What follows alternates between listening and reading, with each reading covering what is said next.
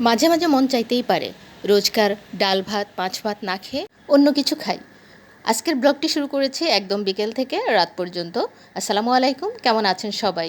চলে আসলাম ছোট্ট আর একটি ভিডিও নিয়ে। আশা করছি সবাই পাশে থেকে আমার ভিডিওটি উপভোগ করবেন।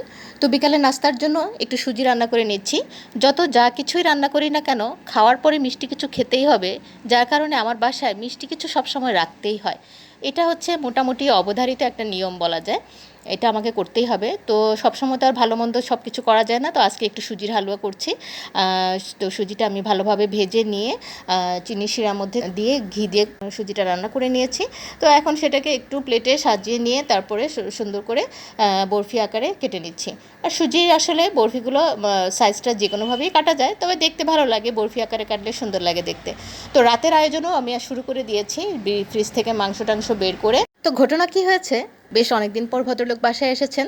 বিকেলবেলা এসেছেন, এসেই বললেন আজকে রাতে কিন্তু ভাত খাবো না, আজকে তুমি 2-3 রকমের ডাল দিয়ে ডাল ভুনা করবে, আর পরোটা, সাথে অবশ্যই গরুর মাংস।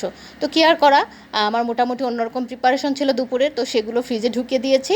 আর এদিকে গরুর মাংস রান্না বসিয়ে দিয়েছি। আর হচ্ছে যে ছোলার ডাল আর মুগ ডাল দিয়ে একটু ডাল ভুনা করে নিচ্ছি। 2 রকমের ডাল মিশিয়ে দিলে কিন্তু খেতে বেশ ভালোই লাগে। তো এদিকে ছোলার ডাল আর মুগ ডাল খুব ভালোভাবে আমি ভিজিয়ে তারপরে হচ্ছে মশলা কষিয়ে খুব ভালোভাবে ভেজে নিচ্ছি। আর ওদিকে অন্য চুলায় মাংসটাও বসিয়ে দিয়েছি। তো এগুলো রান্না করতে আসলে একটু সময় লাগে, আর আমার আসলে তেমন সন্ধ্যার পরে রান্নাঘরে তেমন একটা ভালোও লাগে না, মনে হয় যে একটু রিল্যাক্স করে সময় কাটে।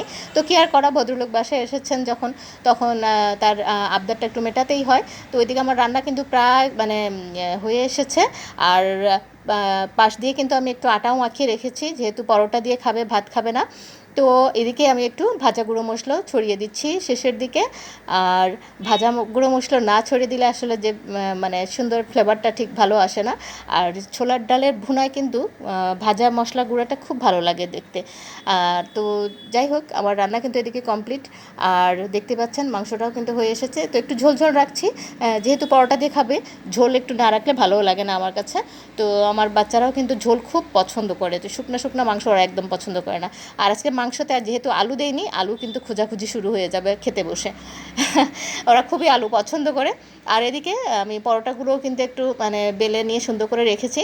তবে মজার জিনিস কি, পরোটাগুলো আপনাদেরকে বেলা শুরু করতেই আর ভিডিওটা যে অন করিনি সেটা আমার খেয়াল নেই, আমার সাথেই কেন যেন এমন হয়। এডিটিং করতে গিয়ে দেখি যে আমার পরোটা বেলা স্টার্ট করেছি, বাট বেলাটা আর ভিডিও করা হয়নি। তো যাই হোক, কি আর করা। তো ভেজে নিচ্ছি পরোটাগুলো, সুন্দর করে ভেজে নিয়ে রাতে খাবার দিব। আর আমি এটা খাওয়ার ঠিক আগ দিয়েই আমি কিন্তু পরোটাটা বানিয়েছি, যাতে গরম গরম মুচমুচে পরোটা খেতে পারে। তো এই ছিল আমাদের আজকে রাতের ডিনারের খাবার। তো কেমন হলো সবাই অবশ্যই কমেন্ট করে জানাবেন। আল্লাহ হাফেজ।